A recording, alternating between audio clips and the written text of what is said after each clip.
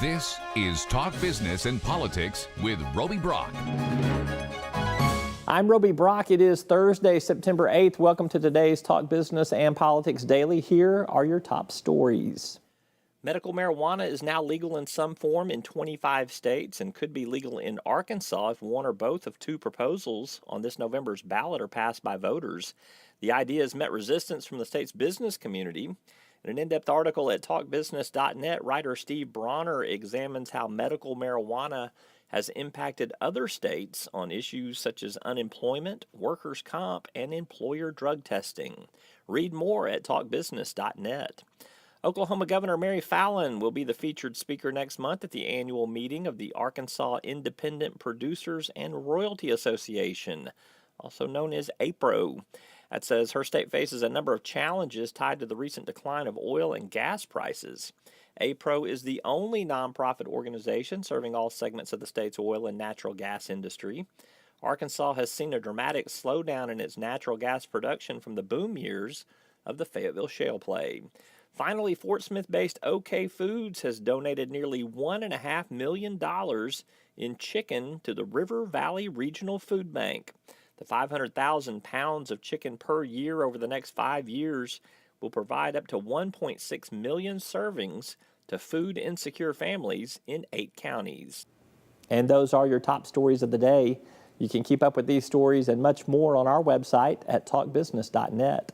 Still to come, Governor Asa Hutchinson does a quick Q&A with us. We'll roll through our latest Arkansas transportation report. And Frank D. Scott Jr. is in studio to discuss his recent commentary on Hillary Clinton and the Dodd-Frank Act. We're back after this. First Security is here. Only here. So that means we're here, here, and here.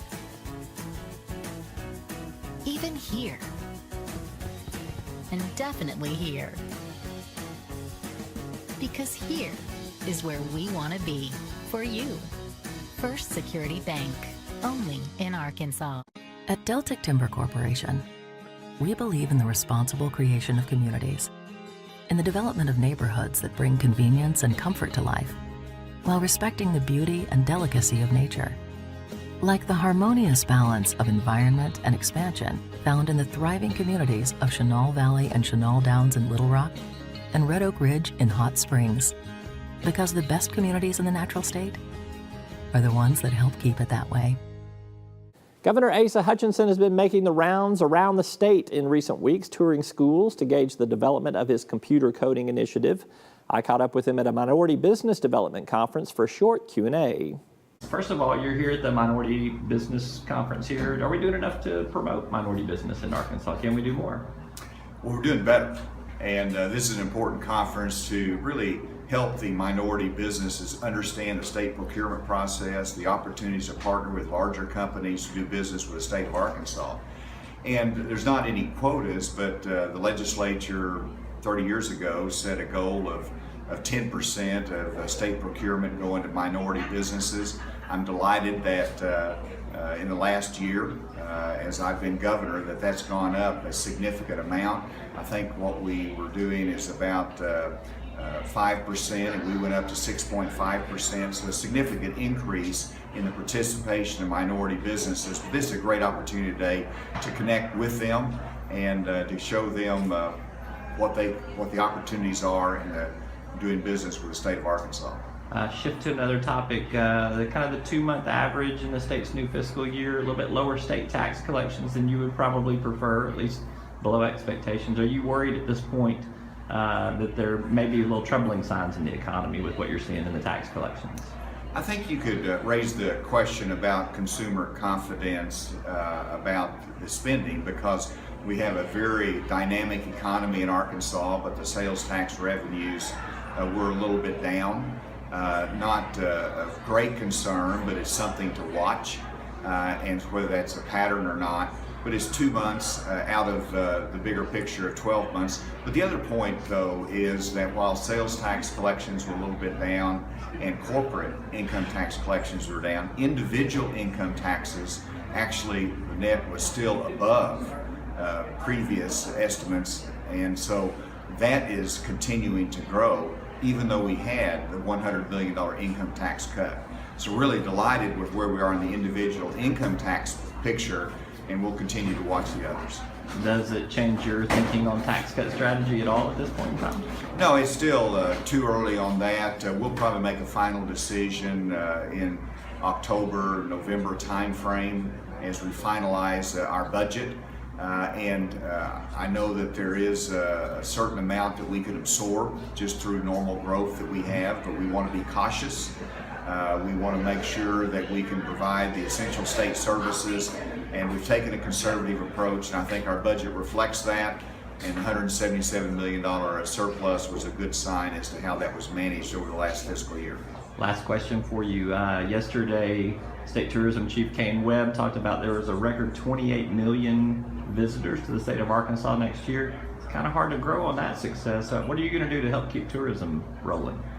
Well, recognizing that it is such a critical part of our diverse economy, tourism has been a key part of our success, our budget surplus, the growth that we've seen in this state. And it is part of a transformation that we're doing in state government, where even AEDC, which has historically not been supportive of the tourism part of our economy, AEDC has embraced that. And so there's much bigger partnerships in terms of promoting our tourism, recognizing how important it is to our state. And so we hope that we will continue to grow that, but it's been great success, a big boost to our economy. That's Governor Asa Hutchinson. A quick time out, and we're back with our Arkansas Transportation Report. Transportation, it's a leading economic indicator, so it's a good barometer of what may be in the near future with the economy. And later, Frank Scott sits at the round table for a conversation on banking and politics. We're back after this.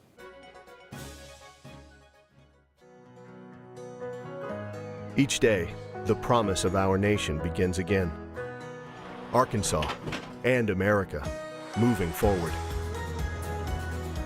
I help make that promise a reality. It's not for everyone, but people everywhere depend on us. Oh, I love you too, sweetie. Trucking delivers, or everything stops. And that's what drives me. I did. As Arkansas's population grows, so do our energy demands. But with the right mix of resources, reliable, affordable power will always be a reality. These resources are all around us in our rivers, blowing through our trees, even right below our feet. The answer isn't focusing on one resource, it's embracing them all. The electric cooperatives of Arkansas know that a balanced approach to power builds our communities and powers our dreams. Visit themixmatters.com and see why there's power in knowledge. Time to drill into the latest Arkansas Transportation Report, our monthly compilation of statistics surrounding the state's transportation industry. River, rail, roads, and airplanes. It is brought to you by the Arkansas Trucking Association and the Arkansas State Chamber of Commerce. Transportation is a forward-looking economic indicator. It gives us a sense of what may be in the pipeline of commerce, and that's why we pay a lot of attention to these numbers. Here's your headline for the latest report. River traffic up, national freight picture uneven. We are experiencing a big increase in river barge traffic up and down the Arkansas River. The traffic on that river for the first 7 months of 2016 is up 32% compared to a 2015 period that saw several months of stalled traffic because of flooding from some highly unusual amounts of rainfall, you may recall. It was a mixed bag among shipments, according to the Cass Freight Index and the American Trucking Associations. Those groups' truck tonnage down year over year. Economists expect a choppy rest of the year, indicating that for every uptick we see, we'll probably see some small downturns. On the freight and traveler side of the equations, railroad traffic down about 7% year to date, while airline enplanements are up slightly at Arkansas's two largest airports in central and northwest Arkansas. You can read the Arkansas Transportation Report online, and it includes a handy PDF version if you find it beneficial for your employees or clients. Check it out online at talkbusiness.net. A word from our sponsors, and we're joined by Frank Scott to talk banking and politics. More Talk Business and Politics after this. Circuits turn on the lights by making a connection, by closing the loop. At Entergy, we believe our economy is circular too. What you put in comes back. So we invest billions in new infrastructure, which helps attract new industry, which helps create new jobs. We partner with local communities to electrify the economy, and together we power life. Entergy. You've likely heard of the Great Arkansas Treasure Hunt. In fact, you or your business may have property to claim in the hunt. But where does this treasure come from? Businesses like yours. The law calls it unclaimed property. If your business is holding money on its books that you've not been able to return to the owner, it's most likely unclaimed property, and the law requires it to be sent to the state auditor's office each year.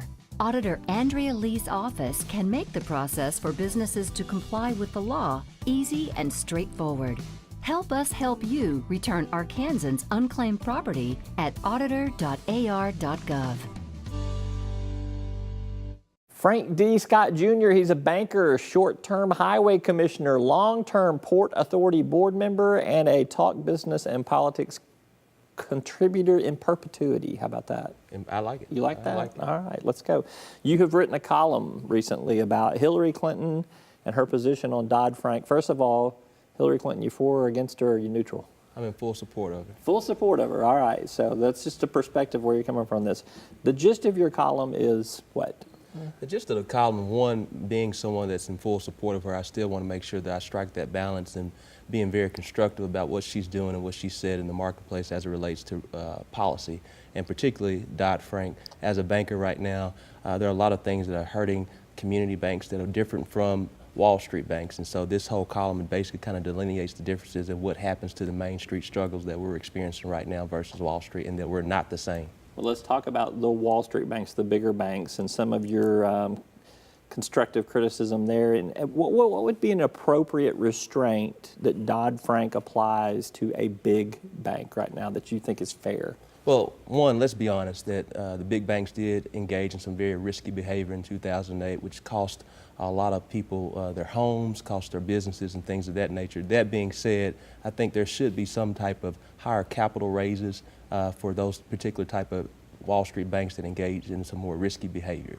What would be an example of some over-regulation for a community bank or a smaller bank that you think Dodd-Frank imposes right now? Well, one right now would be the Ability-to-Repay Act. And Ability-to-Repay is basically where it requires extra information with small business owners and consumers in general as they purchase new homes. And so right now we're experiencing a number of individuals who have good credit scores but may own a business, but due to the income of that business in that particular year may not be able to get a home when they traditionally have a good history record of their income. All right. So do you think Hillary's read this column yet and she's already responded to you? I seriously doubt it. We need to find a way to funnel it to her campaign. We'll work on it. All right. So you can see this column on our website at talkbusiness.net. You're going to give us more to work with in the future, too? Will do. Right. All right. Frank D. Scott Jr., always good to see you, my friend. See you. All right. Check out that latest column from him at talkbusiness.net. That's all for today's Talk Business and Politics Daily. I'm Roby Brock. We will see you tomorrow. Until then, take care.